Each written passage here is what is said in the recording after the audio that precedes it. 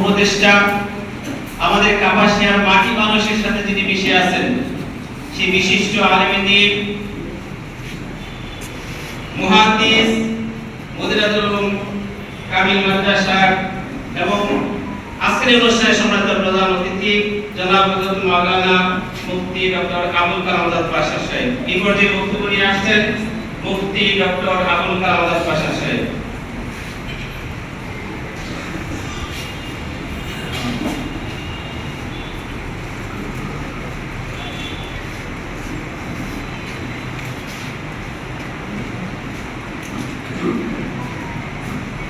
السلام عليكم ورحمة الله وبركاته.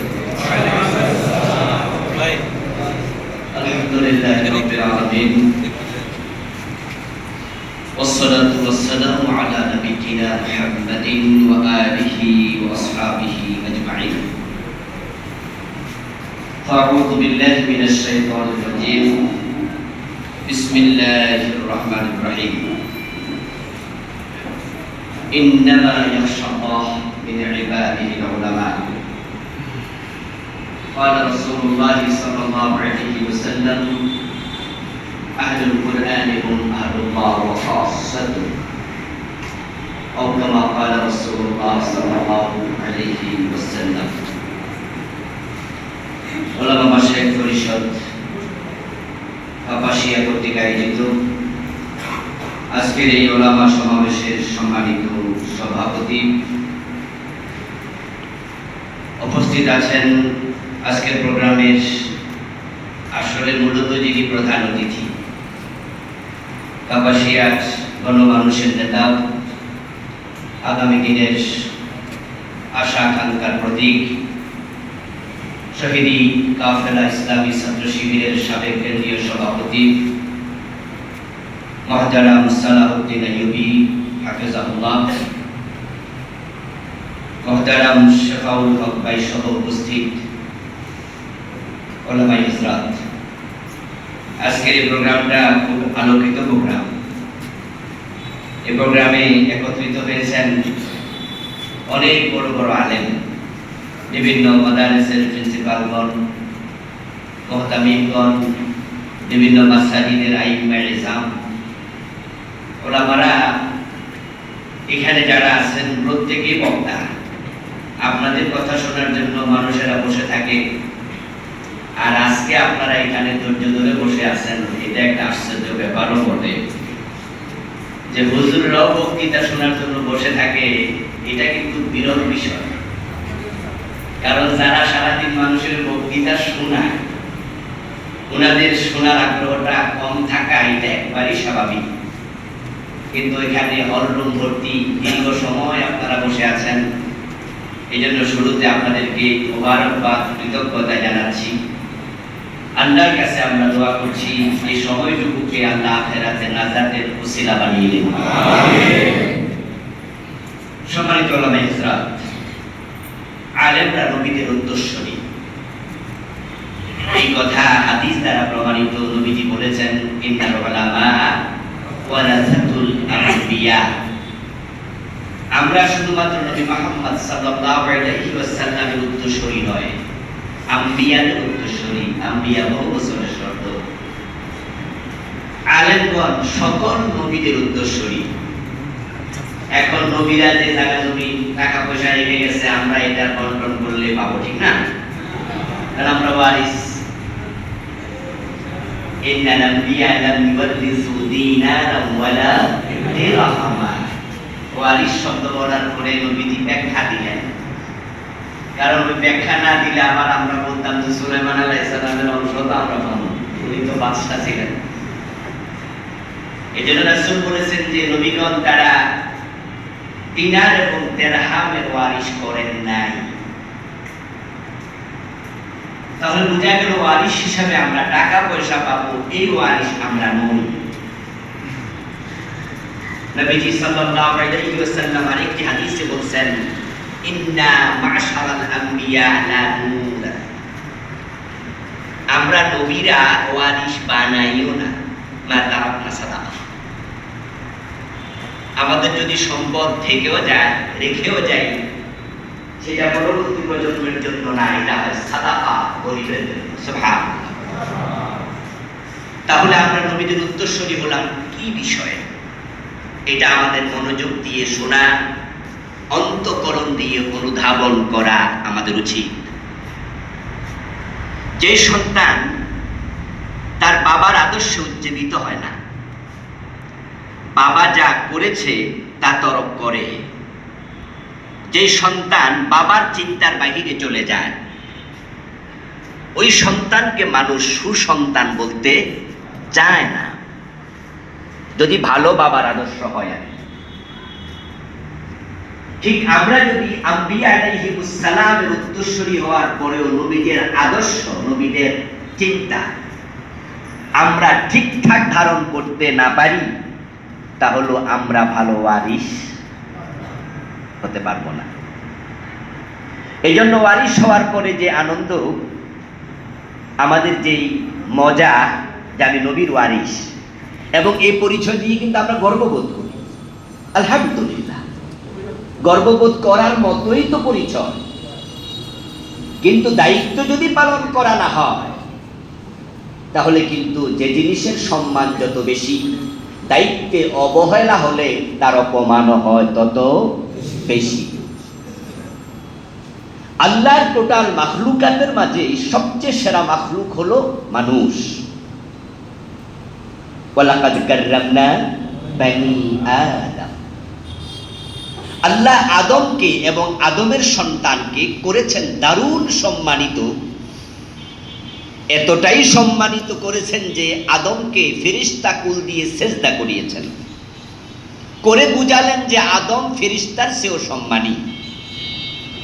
আদমের সন্তানরা যখন কোরআনের মজলিসে যায়, ইন্নাল মালাইকাতা লাতাদউ ওয়াজনিহাতাহা রিদান লিতালিবিল ইলম, এই হাদিস দ্বারা নবীজি আমাদের শোনালেন, আমাদের পায়ের নিচে ফেরেশতারা তাদের পাখা বিছিয়ে দেয়। সম্মান আমাদেরকে ফেরেশতারা দেয়। কিন্তু সে মানুষের ব্যাপারে কোরআন মাজিদ আল্লাহ তাআলা আরেক আয়াতে বললেন, সুম্মা রাদাদনাহু আসফালা সাফিলিন। এটাই স্বাভাবিক। খায়রুল খিয়ারি খিয়ারুল উলামা ওয়া শাররুশ শিরারি শিরারুল উলামা।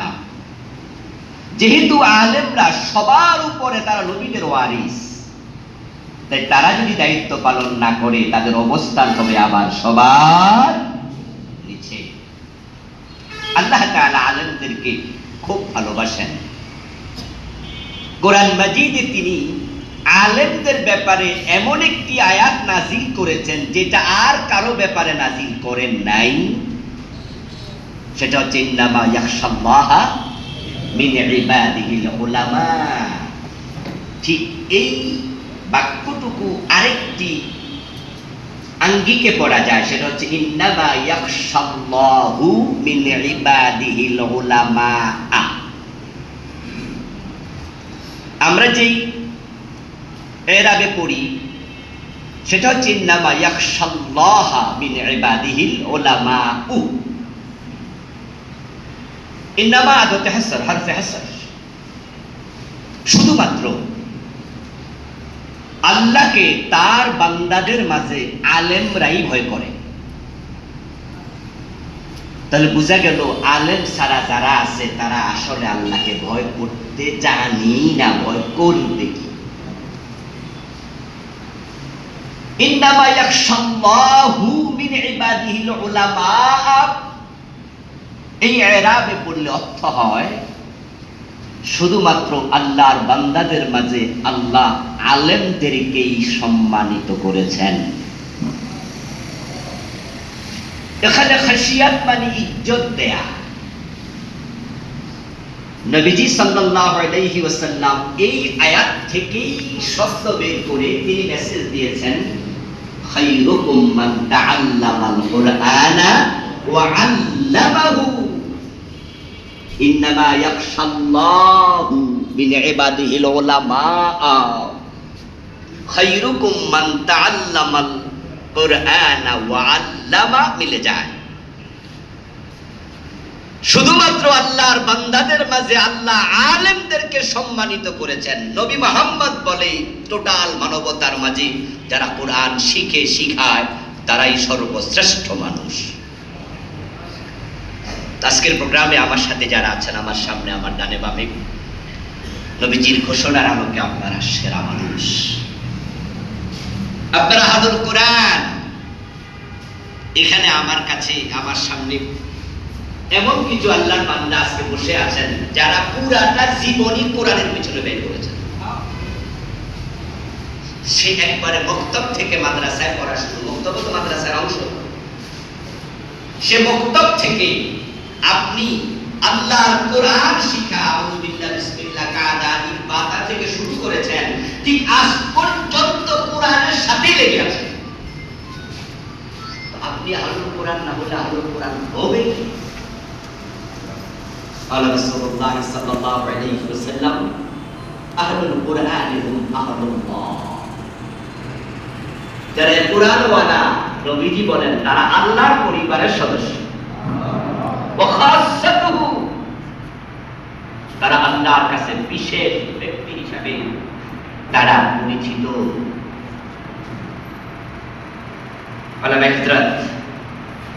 নবীজি সাল্লাল্লাহু আলাইহি ওয়াসাল্লাম আপনাদের সম্মানে এত কথা বললেন,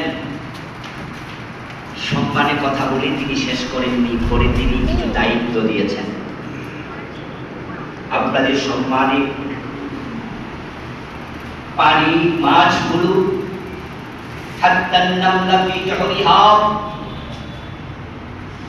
পাহাড়ের চিপায় গর্তে লুকানো পিপিলিকাগুলো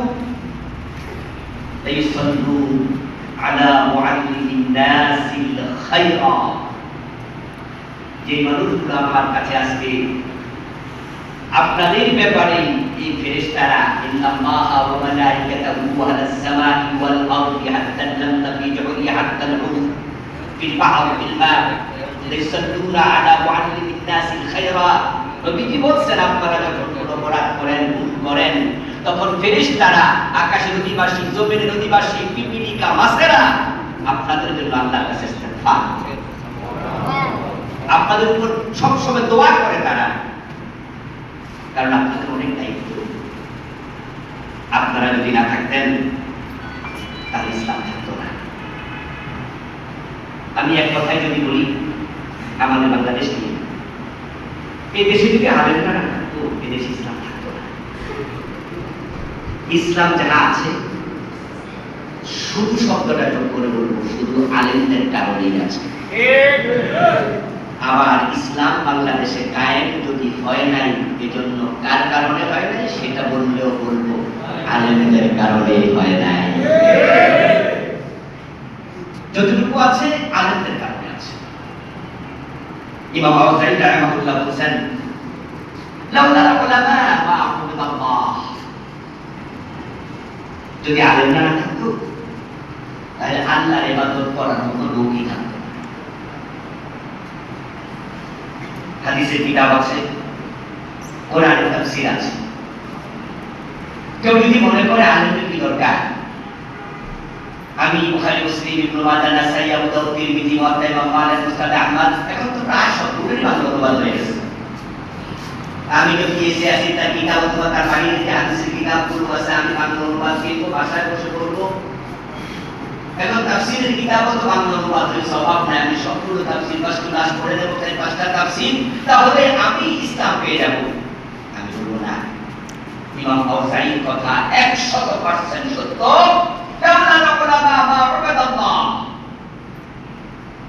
আলেমরা না থাকলে আল্লাহর ইবাদতকারী থাকবে না, ইবাদত হবে না।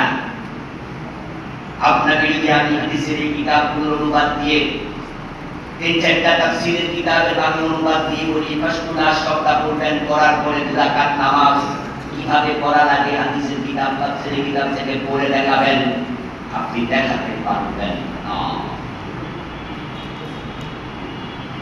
এই যে নবীজির উপর নামাজ ফরজ করার পরে তাওহীদ মাধ্যমে নবীজিকে নামাজ শিখিয়েছেন কোরআনের মাধ্যমে। এই অভিপ্রাপ্ত হয়ে নবীজি মুহাম্মদ নামাজ পড়া শিখেননি, কোরআন পেয়ে তিনিও নামাজ পড়া শিখেননি। জিবরিল আমিন রাসূলকে দেখে দেখে নামাজ শিখাইছে আল্লাহর নবী সাল্লাল্লাহু আলাইহি ওয়াসাল্লাম। নবীজি বলেছেন, কি বলেছেন? আমানি জিবরিল ওয়াইনাল বাইতি ওয়া মাতাই, 10 ওয়াক্ত নামাজ যদি জিবরিল আমিন আমার ইমামতি করে আমাকে শিখাইছে। আলেমরা যদি না থাকতো তাহলে ইসলামটা শিখাইতো কে, দেখাইতো কে? কিভাবে রুকু করতে হয়, কিভাবে সিজদা করতে হয়, কিভাবে কিয়াম করতে হয়, কিভাবে কুনুত করতে হয়, কোনটার পরে কোনটা করতে হয়, তার কি ধারাবাহিকতা। পুরো 2 রাকাত নামাজ আপনি কোরআন হাদিস পড়ে নিজে নিজে শিখতে পারবেন না, আর পুরো ইসলাম শিখাতো বহুদূর কিভাবে। সম্ভবত ইমাম শাফিঈ রাহিমাহুল্লাহ বলেছেন, দাউলাল উলামা নাসারান নাস ইসলাম বাহাবে। আলেমরা যদি না থাকতো মানুষগুলো গরু ছাগল হয়ে যেত, তারা পাহাড়ে হয়ে যেত।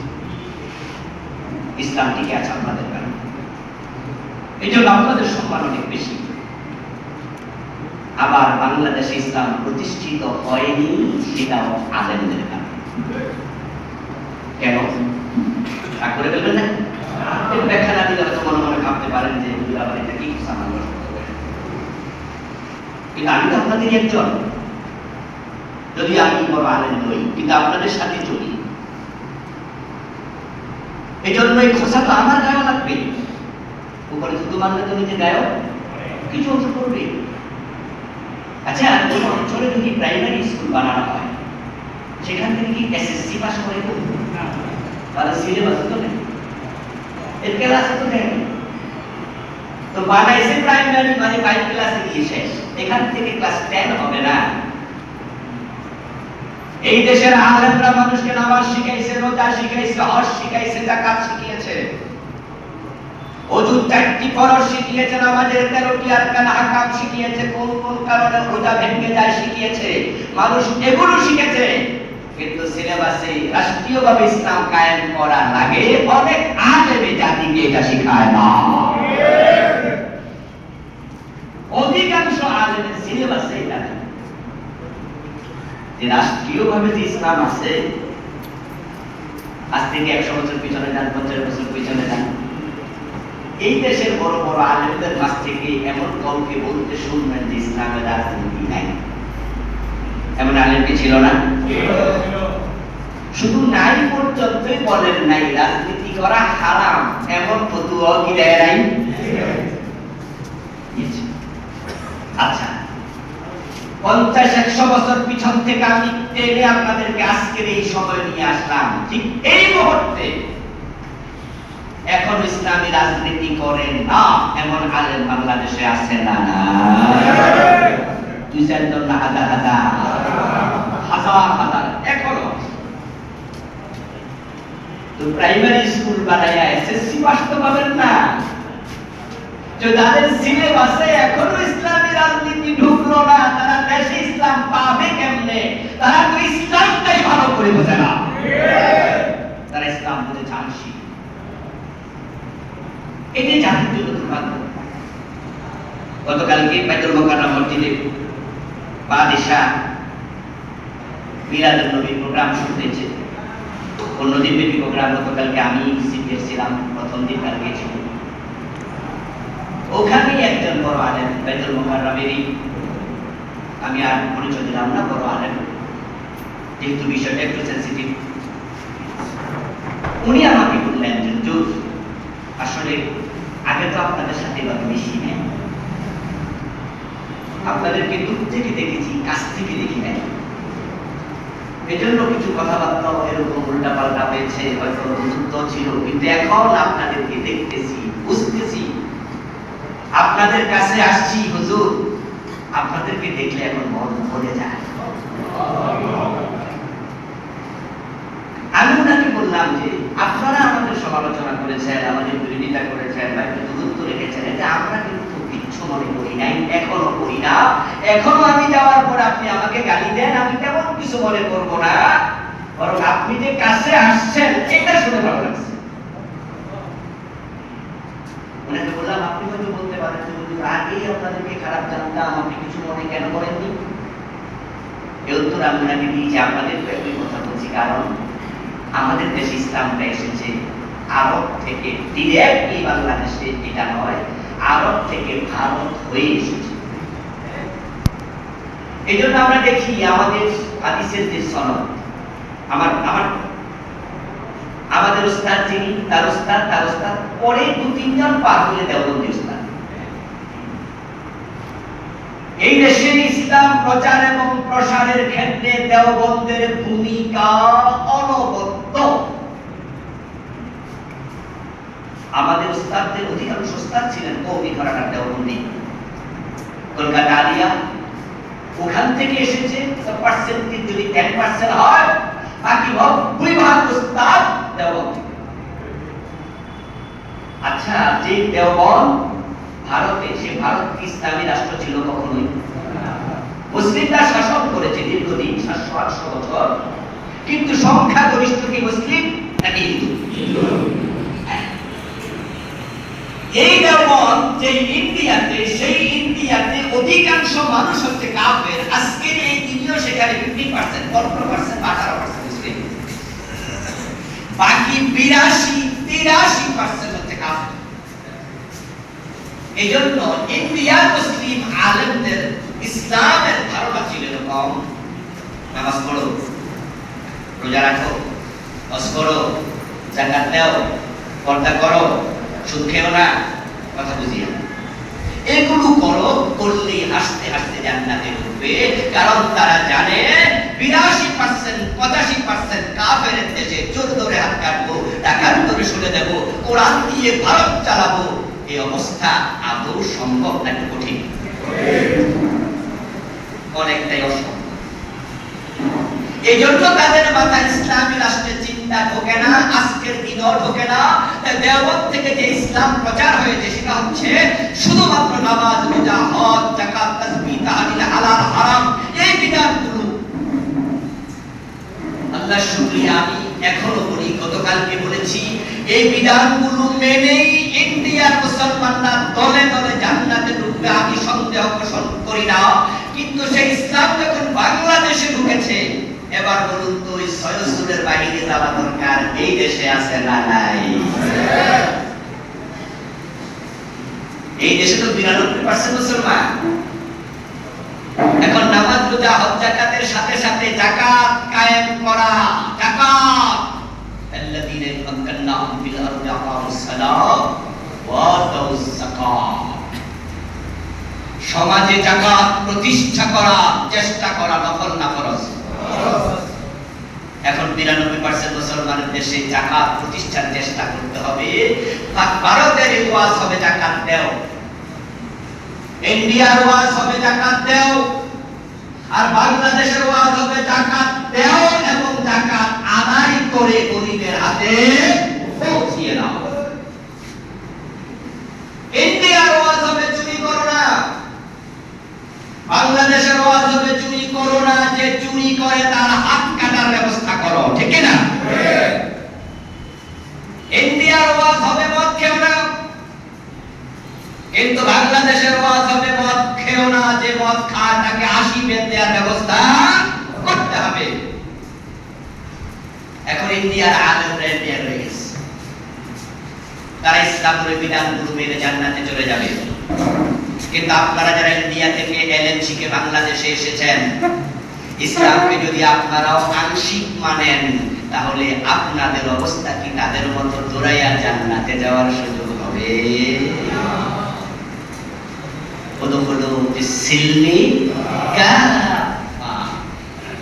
ইসলামে পরিপূর্ণ প্রবেশ করো। তারা শুধুমাত্র ঈমান এনেছি বলে জান্নাতে চলে যাবে। ফৌজদারি বিধানের ব্যাপারে আল্লাহ প্রশ্ন করবেন না, আর প্রশ্ন যদি করেন তারা জবাব দেবে, আল্লাহ ইন্ডিয়ার পরিবেশে আমরা জোর ধরে হাত কাটবো কেমনে? এখানে তো ইসলামী রাষ্ট্র ছিল না। আল্লাহ বলবে ইসলামী রাষ্ট্র বানাও নাই কেন? তখন ওই ইন্ডিয়ার হুজুর দেওবন্দি আলেমরা জবাব দেবে, আল্লাহ এখানে তো ইসলাম কায়েমের পরিবেশ ছিল না। আল্লাহ বলবেন দ্যাটস ওকে, জান্নাতে চলে যাও। কিন্তু আপনি এবং আমি ওই দেওবন্দি আলেমদের ছাত্র হয়ে যারা বাংলাদেশে আছি, আল্লাহ যদি জিজ্ঞাসা করে 92% মুসলমান ছিল, ইসলাম কেন কায়েম করল না? আপনি কি বলতে পারবেন যে আল্লাহ মুসলমান কম ছিল, পরিবেশ ছিল না? আপনার কিন্তু উত্তর দেওয়ার কোনো জায়গা থাকবে না। আপনার ব্যাপারে আল্লাহর সে বক্তব্য প্রযোজ্য হবে, কাতিলুহুম হাত্তা লা তাকুনা ফিতনা ওয়া ইয়াকুনা আদ-দীন কুল্লুহু লিল্লাহ। আপনারা হয়তো বলবেন যে 54 বছর বাংলাদেশের বয়স, আপনারা যে সংগঠন করেন, আপনাদের সংগঠন প্রতিষ্ঠিত হয়েছে 1941 সালে, এই সংগঠনের বয়স হয়ে গেছে কত বছর? 81 বছর। আপনারা কি ইসলাম গ্রহণ করছেন? তো হাসরের ময়দানে তোরা যদি আমরা খাই, আপনারাও খাবেন? তার উত্তর অবশ্যই না। আপনি বলবেন যে পরিবেশ ছিল না, আমি কই নাই। আল্লাহ বলবে ব্যক্তি দ্বারা তোর সাথে কথা আছে। আর আমরা জবাব দেবো, আল্লাহ চেষ্টা করেছি জীবন দিয়ে, প্রাণ দিয়ে, শহীদ হয়ে, জেনে কি তোমার কথা বন্ধ করি নাই।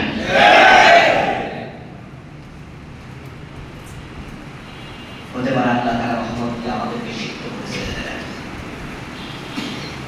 এই জন্য ওলামায়ে কেরাম ইসলামের দেশে কায়েম হয়নি, এই জন্য আপনাদেরকে কেন দায়ী করেছি? কারণ এই দেশের আলেমরা এখনো 100% আমরা একমত হতে পারি নাই। আমি তো মনে করি যদি আমরা আলেমরা আজকে সিদ্ধান্ত নেই যে আমরা এক হয়ে দিন কায়েমের কাজ করব, আগামী 2 বছর পরে বিজয় হয়ে যাবে, কোনো সন্দেহ নাই। কিন্তু আপনি তো অনেকে এখনো দিন কায়েমের ব্যাপারে উদাসীন। একই বড় কামেল মাদ্রাসাতে ছিলেন, উনি ওনার ছাত্রদের মজলিসে বলতেছে যে আমরা দুনিয়া চাই না, আমরা আল্লাহর জান্নাত দেখতে চাই। ছাত্ররা তো সুবহানাল্লাহ বলে উনাকে সাহিত্য দান করলো।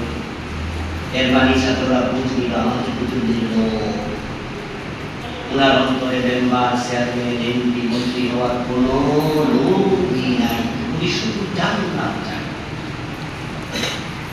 তাহলে এখানে একটি কথা কিন্তু স্পষ্ট হবে বিপরীতে, সেটা হচ্ছে আমরা যারা বলি ক্ষমতা দরকার, আমরা লোভী মানুষ, ঠিক আছে? তাহলে উনি দুনিয়ার ক্ষমতা চায় না, ওনারটা যদি সুবহানাল্লাহ হয়। আমরা যারা বলি ইসলামী রাষ্ট্র লাগবে, ক্ষমতা লাগবে, তাহলে আমাদের তাই না নিল আসলে কামিল মাদ্রাসার প্রিন্সিপাল, ওনার আইডিওলজি কতটা ভুল, চিন্তায় কতটা গলদ, ধনী ছাত্রদেরকে কিভাবে নিরুৎসাহিত করছে ইসলামী রাষ্ট্রের ক্ষমতা থেকে। অথচ নবী মুহাম্মদুর রাসূলুল্লাহ সাল্লাল্লাহু আলাইহি ওয়াসাল্লাম হিজরতের পথে আল্লাহর কাছে দোয়া করেছেন, ওয়াজআলনি মিন লাদুনকা সুলতানান নাসীরা। নবীজি বলেছেন, আল্লাহ তুমি আমাকে রাষ্ট্র ক্ষমতা দিয়ে সাহায্য করো। রাষ্ট্র ক্ষমতা কি পদের নাম না? এটা আসলের নাম না, চেয়ারের নাম না? বাংলাদেশের করে চেয়ারে কে বসে আছে প্রধান? এর আগে প্রধান শেখ হাসিনা, এর আগে প্রধান খালেদা জিয়া, নাকি? মক্কায় ছিল আবু জেহেল। নবীজি সেখানে কোরআনকে ক্ষমতায় নিতে পারেননি, কারণ চেয়ারে আরেকজন জালেম বসা, বরং তাই চেয়ারে বসে ঘোষণা করেছিল, লা তাসমাউ বিহাদাল কুরআনি ওয়ালগাউ ফীহি লাআল্লাকুম তাগলিবুন। এই কোরআন শুনতে চাও না, গন্ডগোল লাগাই দাও। কোরআন সংসদে ঢুকবে, দারুন নাওয়া মক্কার সংসদ ভবন, ওখানে কোরআন ঢুকার কথা তারা এই সংসদ ভবনে বসে সিদ্ধান্ত নিয়েছিল, সংসদের বাইরে যেখানে মুহাম্মদ কোরআন পড়বে সেখানে গন্ডগোল না হয়। পরিবেশ বড় বিপরীত।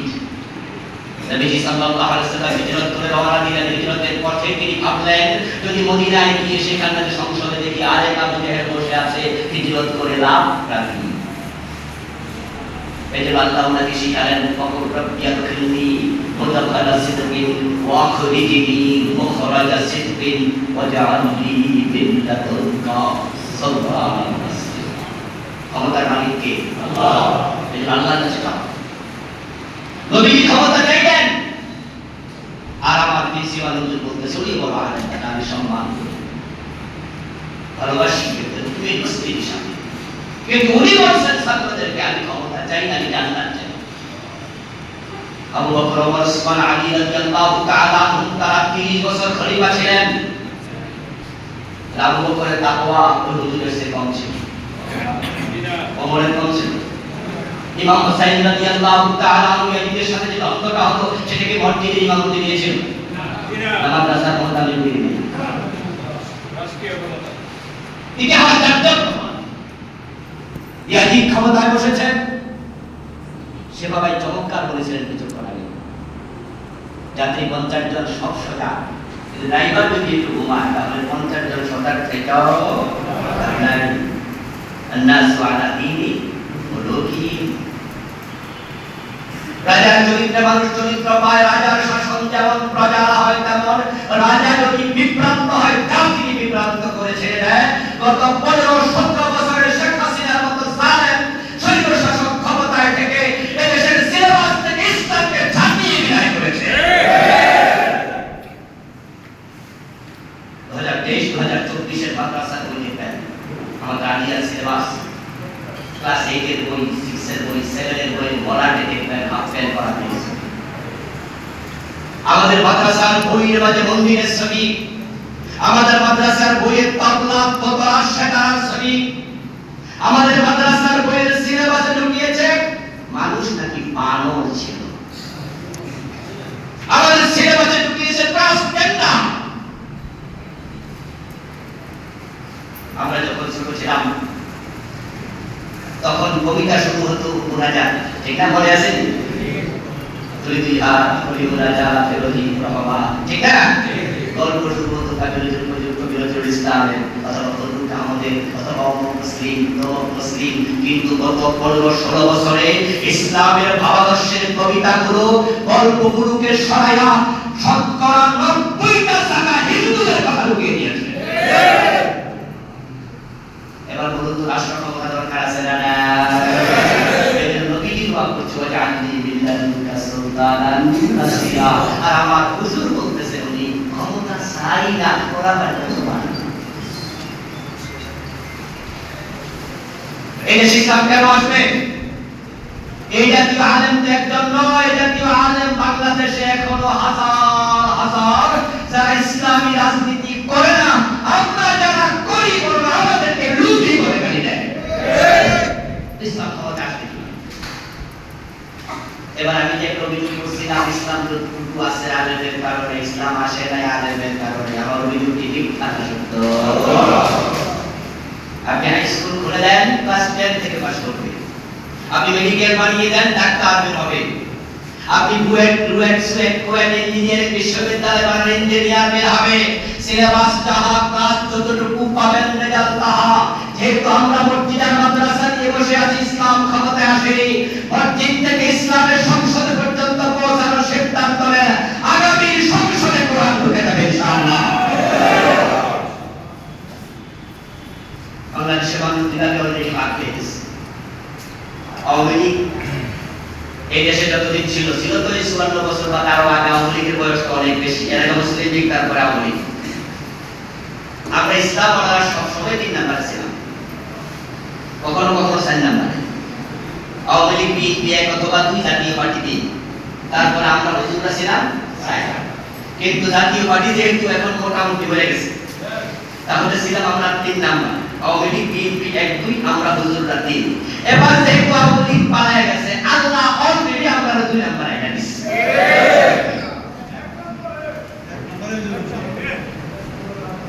কথা বুঝতে পারতেছি যেহেতু আওয়ামী লীগ নাই তাহলে আল্লাহ আমাদেরকে 2 নাম্বার এনে জায়গা দিছে এখন যদি আমরা এক হয়ে যেতে পারি যারা নিজেদেরকে 1 নাম্বার ভেবে বসেছে নির্বাচনের আগেই তারা ক্ষমতায় গিয়ে গেছে মনে করেছে তাদের আচরণে জাতি আজকে বড় অসন্তুষ্ট আমরা একমত হলে তারা উল্টে যাবে আর একটা হয়ে যাবে আল্লাহ দুই নম্বরে রাখছে ধাক্কা মারে এটা না আপনাদের ভূমিকা দরকার ثم لتسألن يومئذ নিয়ামত দিয়েছে কে আল্লাহ আলেমদেরকে দ্বিতীয় জায়গায় রাখছে কে আল্লাহ এবার আকাশ বিপ্লবের মাধ্যমে আল্লাহ আমাদের এই দেশে আওয়ামী লীগের পার্সেন্টেজ তো কম না স্বীকার করতে পারবেন তাদের কোটি কোটি ভোটার আছে না ওরা থাকলে কি আমরা দ্বিতীয় জায়গায় আসতে পারতাম আল্লাহ আমাদের এবং এত জনশক্তি থাকার পরেও আজকে আওয়ামী লীগ, আমি আওয়ামী লীগ কই, এ কথা বলার সাহস কারো আছে? আল্লাহ বলতে কারা লাগে? এগুলো দায়িত্ব হবে না। তা আমরা অলরেডি দ্বিতীয় জায়গা, আর যারা এক নম্বরে আছে এরা দর্শনের সেঞ্চুরি অলরেডি করা শুরু করেছে, সাদাবাজি শুরু করে দিয়েছে, ঠিক কি না? অন্যায় যা করতেছে মানুষ অস্থির। এই উঠুন, জেগে উঠুন, একটু জেগে উঠুন, বলা ভাই তো একটু জেগে উঠুন, সামনে শুরু। কারণ বাজারে রিক্সা উঠলাম, বাসারের গেট, রিক্সাওয়ালার মুখে দাঁড়িয়ে এই কয়েকদিন আগে রিক্সাওয়ালার ভোটের দাম আছে না? প্রেসিডেন্টের ভোটের মূল্য তাহা, গণতান্ত্রিক রাষ্ট্রে বিক্ষোভের ভোটের মূল্য তাহা, কাউকে অবহেলা করা যাবে না।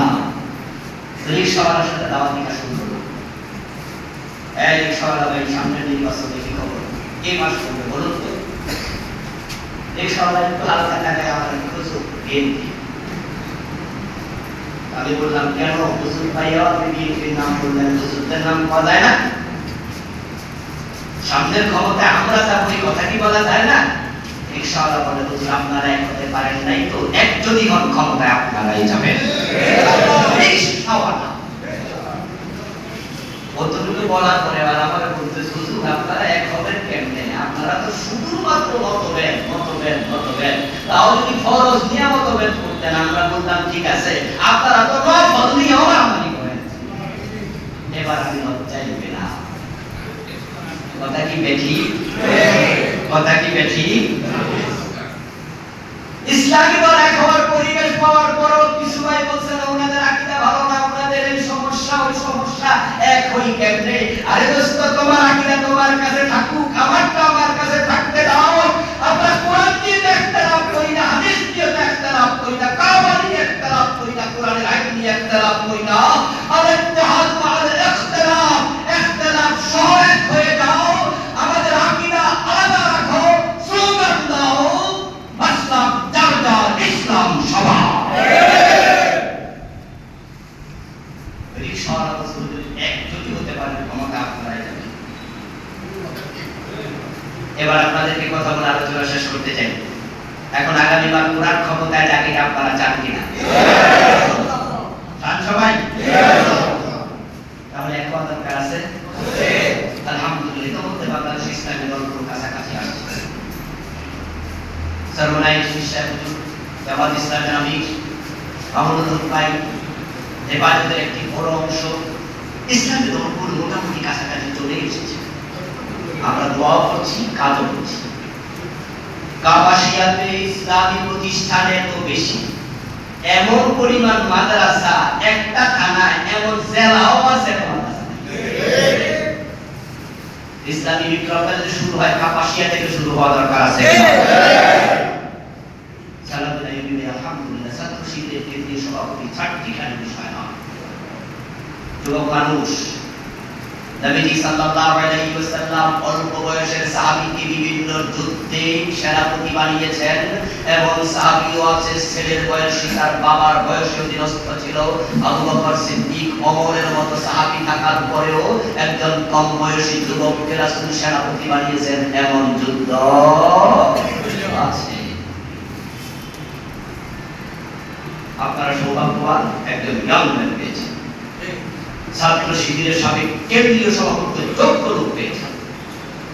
ভেদাভেদ ভুলে যান, সবাই এক হয়ে যান। যদি কাপাসিয়ার আলেমরা এক হয়ে যায়, শুধু কাপাসিয়া না, আমি তামাম বাংলাদেশে যে চিত্র দেখছি, আমার মন বলছে আলেমরা এক হলে জালেমরা পালিয়ে যাবে। ইসলামের সন্ন্যাসে তুলে ধরুন, জুমার মসজিদ তুলে ধরুন। আলোচনার ফাঁকে ফাঁকে কোনো দলের নাম পাওয়া দরকার নেই, বরং আপনি ইসলামের কথা বলুন। মানুষকে বলুন না 54 বছরের বাংলাদেশে আপনারা তো জাতীয়তাবাদ দেখেছেন, ধর্মনিরপেক্ষতাবাদও দেখেছেন, তাহলে দেখার বাকি আছে ইসলাম। আগামী ইসলাম দেখেন, মানুষকে বুঝায় দেন ইসলাম আসছে। আর মসজিদের অতীতের কথা অনেক বলল, বিশেষ করে নিরীহ লোকগুলোকে টার্গেট করবেন। সমাজে যারা একটু খাটতেরা, পয়সাওয়ালা মানুষ, তারা যদি আপনার সামনে সামনে হুজুর করে, পিছনে পিছনে বড় রোগী দেখা, বাবার নিজের সভাপতি মনে মনে ভাবে আমি সভাপতি, উনি আমার আমি সেক্রেটারি, আমি সেই। কিন্তু সমাজ যারা একটু নিরীহ আছে, গরিব আছে, আপনি কথা বললে দেখবেন কতটা মনোযোগ দিয়ে শোনেন। কারণ ওই যে এমপি ভোটের মূল্য যাহা, রিক্সাওয়ালার মূল্য তাহা, যদি গরিব ভোটারগুলোকে আমরা বুঝাতে পারি, নীরব বিপ্লব হবে, তারা কল্পনা করতে পারবে না। প্রত্যেক ক্ষতি মহোদয় আপনার এলাকায় টার্গেট করে ইসলামের কথা আপনি পাশ করবেন না, দাঁড়ানো নেই, ইসলাম পাশ করুন। আমাদের প্রচেষ্টার পরেও যদি ইসলাম ক্ষমতায় না আসে, আমাদের ফেল হওয়ার কিছু নাই, জাতি ফেল করবে, আল্লাহর কাছে আমরা ইসলাম এবং কুফরি তার মাঝখানে কিছু নাই। যারা ইসলাম চায় না তারাই কুফরি লিপ্ত। والذي أرسل رسوله بالهدى ودين الحق ليظهره على الدين كله ولو كره المشركون। দিনের ভিতর চায় না সেই মুশরিক। আল্লাহ দিনের বিজয় যখন পছন্দ করে সে বসে। তাহলে বাংলাদেশে ইসলামী দলগুলো সারা যত দল আছে তারা কি ইসলামের বিজয় চায়? তো মুশরিকদের পক্ষে যাওয়ার কোনো সুযোগ আছে? চাকরির ভয়ে হুজুর নাকি ওদের মিছিলে যায়, ওদের মিটিংয়ে যায়, আপনার ইমামতি চলে যাবে, এই ভয়ে আপনি সেদিকে যাচ্ছেন, আপনার জন্য আমরা আফসোস।